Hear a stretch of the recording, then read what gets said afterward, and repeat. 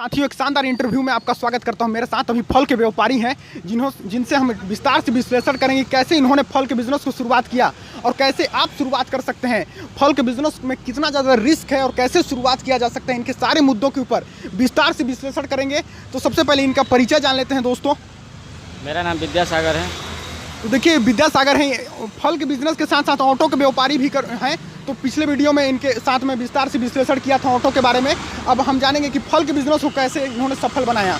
तो भैया, आप कितने साल से इस बिजनेस को शुरू कर रही हैं? ये हम लोग का बिजनेस करीब 25-30 साल से चल रहा है। तो देखिए, 25-30 साल से इस बिजनेस को शुरू करके रखे हुए कितना ज़्यादा एक्सपीरियंस अनुभवी व्यक्ति हैं। इनसे हमको बहुत कुछ सीखने को मिलेगा। तो वीडियो को अंत तक जरूर देखिएगा भैया। तो सबसे पहले आप ये बताइए भैया कि आपको इस बिजनेस को शुरू करने के लिए कहाँ से आइडिया मिला? ये मतलब मेरे पिताजी का मतलब यहाँ पर आए थे जब करीब 25-30 साल हो गया, तो इसके बारे में जानकारी लिए, तो फिर अपना कारोबार शुरू किए। और फिर हम लोग जैसे जैसे बड़े हुए हम लोग इस बिजनेस में घुसते चले गए। अच्छा, मतलब कि वो पूर्वज से ही शुरुआत करके आ रहे हैं। तो भैया, आप ये बताइए कि इस बिजनेस को शुरू करने के लिए बेस्ट लोकेशन कहाँ रहेगा, मतलब कहाँ पर शुरू करना ठीक रहेगा? यहाँ जहाँ भीड़ भाड़ जहाँ मार्केट रहेगा वहाँ पर इसका ठीक रहेगा। अच्छा, आपका ठेला है, आप कहीं भी ले जा सकते हैं, लेकिन जो स्थायी दुकान खोलना चाहें तो वो कहाँ पर खोलना उचित रहेगा उन लोग को? यही मार्केट में कहीं भी, अगर मार्केट जहाँ बाजार उजार लगता है अगर वहाँ दुकान मिल जाए तो वहाँ चलेगी ये दुकान। अच्छा। तो भैया, फल बेचने के लिए फल कहाँ से लेके आते हैं? किसानों से लेके आते हैं, मंडी से, या डायरेक्ट कहाँ से लेके आते हैं? मंडी से ही आता है हम लोग का माल। मंडी से लेके आते हैं। तो ये बताइए भैया कि जो फल नहीं बिक पाते हैं, मान लीजिए कुछ ना कुछ फल तो बच ही जाते होंगे दिन में, तो उनको आप कहाँ रखते हैं? उनको हम यही अपने कैरेट में इसमें उठा कर रखते हैं। तो कैरेट में रख देते हैं, तो काफ़ी ज़्यादा सड़ भी जाते होंगे। हाँ, नुकसान होता है इसमें। फायदा के साथ साथ नुकसान भी होता है। बस रखने का तरीका होना चाहिए सही। तो देखिए, इस फल को इस तरीके से बेहतर तरीके से सजाए हैं, तो इसको सजाने में कितना समय लग जाता है? लगभग 1 घंटा करीब लग जाता है। 1 घंटा समय लग जाता है। तो इस मतलब कि बिजनेस को कितना टाइम से स्टार्टअप करके कितना टाइम तक एंड किया जाए दिन में? इसे सुबह कम से कम 8 बजे से रात 9 बजे तक। देखिए, जूसर भी रखे हैं इन्होंने। तो जूसर मतलब कि कितने में लिए थे आप, मतलब कितना पड़ गया था इसका लागत? ये करीब हम लोग लिए थे 1500 रुपये के। अभी इसकी कीमत 3500-4000 है। पहले ले दिए थे तो 1500 में लिए थे, अभी 3500 रुपये, 35-4000। हाँ। तो ये बताइए भैया कि इस बिजनेस को शुरुआत करने में लगभग कितनी लागत लग सकती है? अब इसमें क्या है, कम से कम 5-6 हज़ार में खोल सकते हैं आदमी। अब उसके जितना वैरायटी रखेगा उतना ही ज़्यादा पैसा लगेगा। अगर मान लीजिए कोई ठेला शुरुआत जैसे आप कर रहे हैं ना, तो कितना लागत लग जाएगा ठेला में?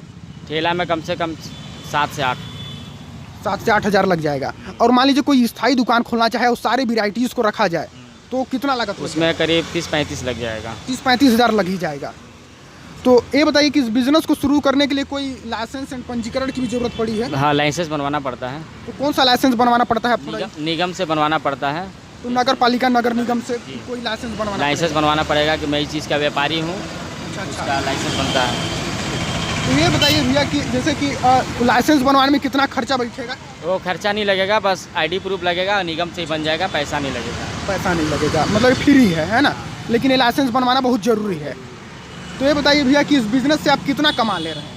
इसमें देखिए, इस बिज़नेस में कमाई का कोई सीमा नहीं होती है। अच्छा। 1000 भी कमा सकते हैं, 500 भी कमा सकते हैं, नुकसान भी हो सकता है। अच्छा। हाँ, इसमें नुकसान भी है, फ़ायदा भी है।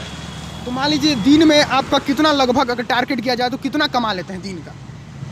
नहीं, इसमें कमाई का वो नहीं है। मतलब अगर बढ़िया, अगर मान लीजिए माल वोल सड़े नहीं तो 600-700 रुपये आदमी कमा लेगा। 600-700 रुपये पर डे कमा ही लेगा, मतलब कि ये फिक्स नहीं है? हाँ, फिक्स इसका नहीं है, इसका कोई फिक्स नहीं है। 300 भी कमा सकता है, 200 भी कमा सकता है, 1000 भी कमा सकता है। सेलिंग के ऊपर है। सेलिंग के ऊपर डिपेंड करेगा कि कितना कमाई होने जितना आप ज़्यादा सेलिंग करेंगे उतना ही आपका इनकम बढ़ेगा। अच्छा। हाँ। तो मान लीजिए इसमें नुकसान कितना हो जाता है? मान लीजिए जैसे 1 कैरेट में कितना किलो आता है? मतलब नुकसान इसमें है क्या है कि हम लोग पेटी पैक लेते हैं। अच्छा। ऊपर से ही देखेंगे, ऊपर से माल बढ़िया, अंदर क्या है क्या नहीं है कोई नहीं जानता है। सड़ा निकल भी सकता है। हाँ, उसको हम लोग लेकर आएंगे। अगर सड़ा भी निकल गया तो उसका कोई रिस्क नहीं है। कोई रिस्क नहीं होता है। वापसी होगा, उसको हम ही लोग को झेलना पड़ेगा। बढ़िया निकल गया तब तो मान लीजिए बेनिफिट हो गया, कहीं ख़राब निकल गया तो नुकसान ही हो जाता है। किसान ऊपर में बढ़िया भरता है और नीचे में पूरा जितना डैमेज माल रहता है वो पूरा भर देते हैं। तो इसमें पेटी खोलने में कोई ओछी नहीं है।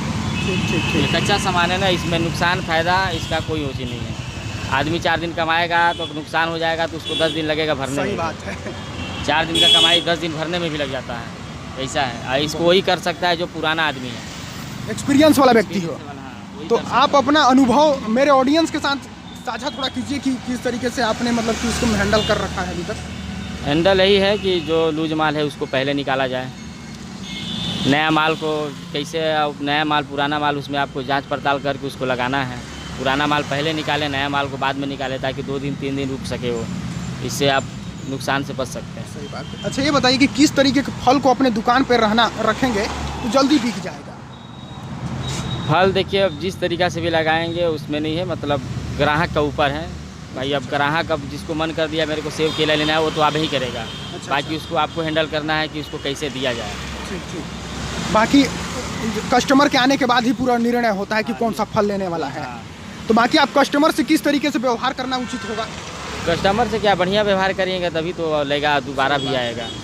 अच्छा ये बताइए कि कोई जूस निकलवा रहा है तो उससे भी जूस का भी पैसा लेते हैं कि वही फ्री है? नहीं, जूस मान लीजिए मौसमी अगर बनवाएगा तो पैसा तो लगेगा ही ना। अच्छा।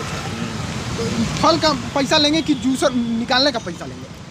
नहीं, निकालने का पैसा नहीं लेते हैं। निकालने का फ्री है, मतलब आप मतलब अवेलेबल सुविधा दे रहे हैं। हाँ, जैसे मान लीजिए कोई 1 किलो मौसमी बोला भैया दे दीजिए, उसका जूस निकाल दीजिए, उसको हम निकाल देंगे। तो सिर्फ फल का मौसमी पैसा का लेंगे। हाँ, और जूस निकालने का पैसा नहीं लगेगा। तो बहुत बढ़िया है तरीका। तो ये बताइए कि जो लोग फल के बिजनेस को शुरुआत करना चाहते हैं उनको आप अपनी तरफ से कौन सा सलाह देना चाहेंगे? अब सलाह में क्या है, मतलब मान लीजिए अगर चाहेगा तो खोल सकते हैं वो। अच्छा। उनके ऊपर डिपेंड करता है। अगर वो चाहे तो 10 दिन 1 महीना 2 महीना खोल के अपना देख सकते हैं कि बेनिफिट हो रहा है या नुकसान में जा रहा है। तो शुरुआत में उनको कितनी लागत लगानी चाहिए जो हमारे? कम से कम 7 से 8 हज़ार लगानी पड़ेगी। अगर 7 हर से 8 मेल रखेगा तो, अगर एक ही मेल वैरायटी रखेगा तो 4 से 5 हज़ार में हो जाएगा। तो लागत का वसूली भी मतलब कि रोज नहीं फल बिक नहीं पाता है ना?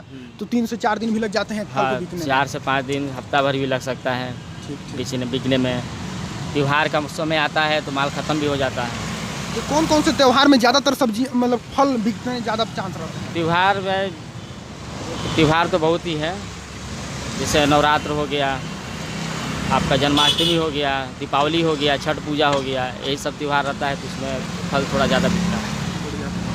इस बिज़नेस में आप अच्छे से मेंटेन कर पा रहे हैं, परिवार को बढ़िया तरीके से चला पा रहे हैं भैया जी। तो फल वाले भैया का काफ़ी समय ले लिया, मैं इनको दिल से धन्यवाद दूंगा और आप लोगों ने अंत तक वीडियो को देखा इसके लिए भी दिल से धन्यवाद दूंगा। चलिए मिलते हैं एक नेक्स्ट इंटरव्यू में, तब तक के लिए जय हिंद, वंदे मातरम।